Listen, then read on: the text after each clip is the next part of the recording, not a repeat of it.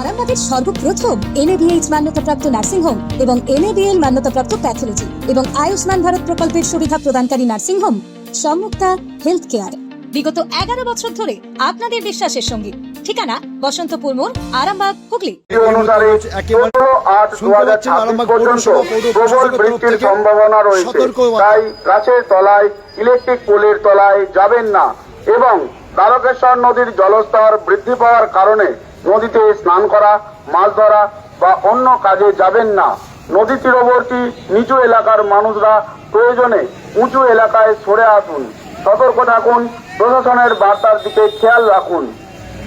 শুধু আরামবাগবাসী বৃন্দ, আবহাওয়া দপ্তরের সতর্ক বিজ্ঞপ্তি অনুসারে 14/8/2026 থেকে 16/8/2026 পর্যন্ত প্রবল বৃষ্টির সম্ভাবনা রয়েছে, তাই গাছের তলায়, ইলেকট্রিক পোলের তলায় যাবেন না এবং দ্বারকেশ্বর নদীর জলস্তর বৃদ্ধি পাওয়ার কারণে নদীতে স্নান করা, মাছ ধরা বা অন্য কাজে যাবেন না। নদী তীরবর্তী নিচু এলাকার মানুষরা প্রয়োজনে উঁচু এলাকায় সরে আসুন। সতর্ক থাকুন, প্রশাসনের বার্তার দিকে খেয়াল রাখুন।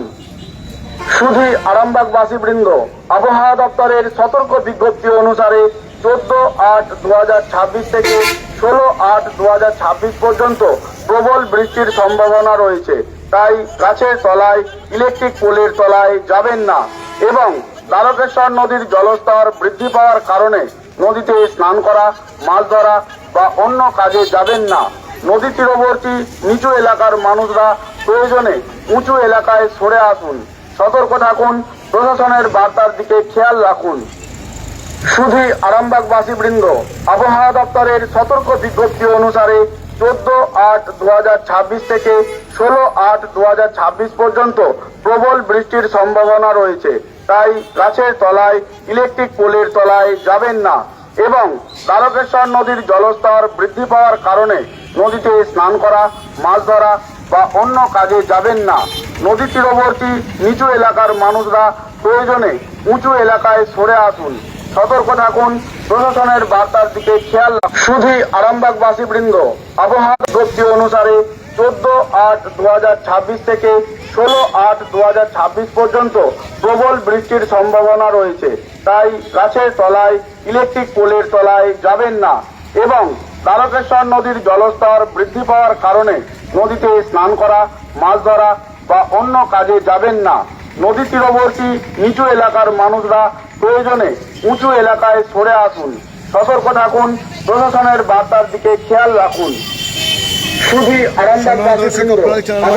এই মুহূর্তে দেখতে পাচ্ছেন আরামবাগ পৌর প্রশাসনের তরফ থেকে একেবারে মাইকিং প্রচার, দ্বারকেশ্বর নদীর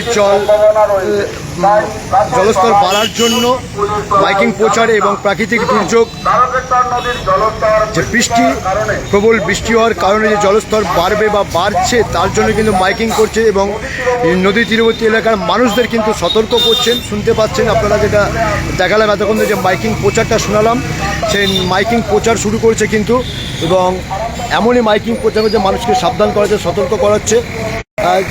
যেই এলাকা থেকে মানুষ একটা আতঙ্ক লাগছে যে সত্যি যদি জলস্তর বাড়ে, সেখানে যেহেতু আরামবাগ একটা বন্যা এলাকা, সেখানে নদী তীরবর্তী এলাকার মানুষগুলো তারা কিন্তু একটা আতঙ্কে থাকবেন, আতঙ্কে রয়েছেন। এমনিতেই 2021 সাল এবং 2023 সালে যে বন্যা হয়েছিল, বিধ্বস্ত বন্যা, আরামবাগ বিভিন্ন ব্লকে, আরামবাগ বিভিন্ন পৌরসভার জায়গা, বিভিন্ন এলাকাতে যেসব বন্যা হয়েছিল, সেই আতঙ্কে কিন্তু এখনও ভুলে না 23 সালে এবং 21 সালের বন্যা যে হয়েছিল এবং 2025 সালে তো বন্যা হয়েছিল, যদিও মাত্রায় কম ছিল, কিন্তু 2021 এবং 2023 সালে যে বন্যা হয়েছিল, সেই বন্যার আতঙ্কে কিন্তু আরামবাগের মানুষ কিন্তু এখনও ভুলেননি।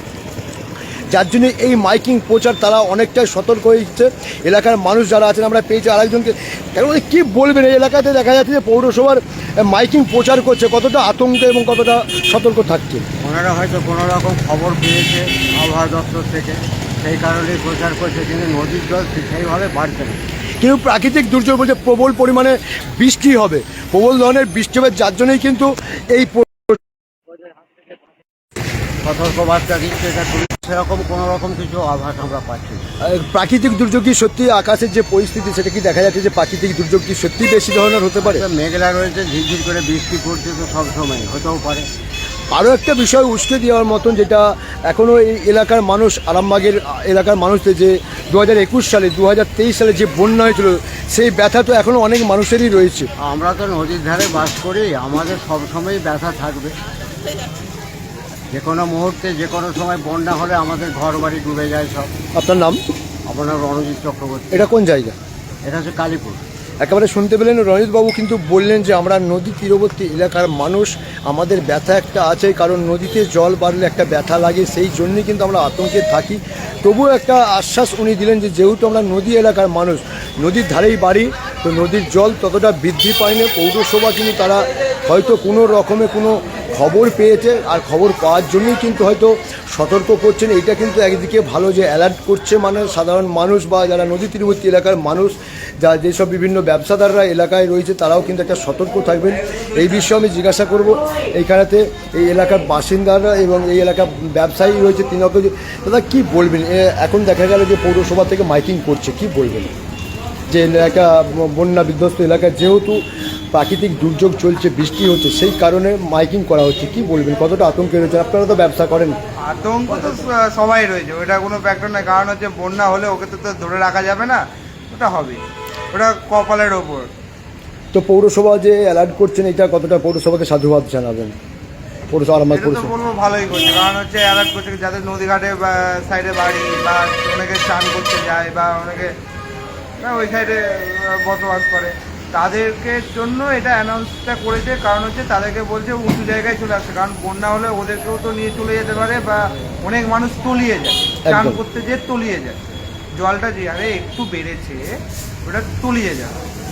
আরও একটা বিষয়, 2021 এবং 2023 সালে যে বিধ্বস্ত বন্যা হয়েছিল আরামবাগ ব্লকের বিভিন্ন, আরামবাগ এলাকার বিভিন্ন ব্লকে, বিভিন্ন জায়গাতে, বিভিন্ন ওয়ার্ডে বন্যা হয়েছিল, সেই জায়গা থেকে কতটা আতঙ্ক লাগছে সেটা যদি একটু মনে পড়ে যায়। সেই এটার কথা যদি ধরা হয় তাহলে সব মানুষেরই আতঙ্ক, কারণ আমাদেরও মাল ডুবেছিল, সেক্ষেত্রে তো আর কিছু করা যাবে না, এটা পরিবেশের ব্যাপার। তাহলে আপনাদেরকে একটা আতঙ্কে থাকতে হচ্ছে এবং সতর্কও থাকতে হচ্ছে। সতর্ক তো থাকতেই হচ্ছে, আর আতঙ্ক তো রয়েইছে। আপনার নাম? আমার নাম হচ্ছে অঙ্কন মণ্ডল, আপনার বাড়ি? বাড়ি হচ্ছে আরামবাগ, আর ব্যবসা কোথায়? ব্যবসা কালীপুর।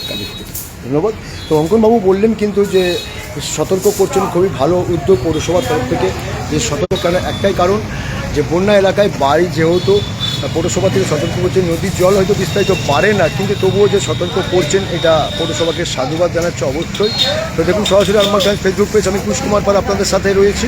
দেখতে থাকুন, আপনাদের কমেন্ট জানাবেন, আপনাদের মতামত, আমরা সুচিন্তিত মতামত কিন্তু আরামবাগ টাইমসের যে কমেন্ট বক্স আছে, সেই কমেন্ট বক্সে জানাবেন যে সত্যিই কি আরামবাগ পৌরসভার কাজটা কতটা ঠিক করলে এবং কতটা সতর্ক থাকতে হয় এলাকার মানুষ, সেই বিষয়ে সন্ধিহান থাকছে।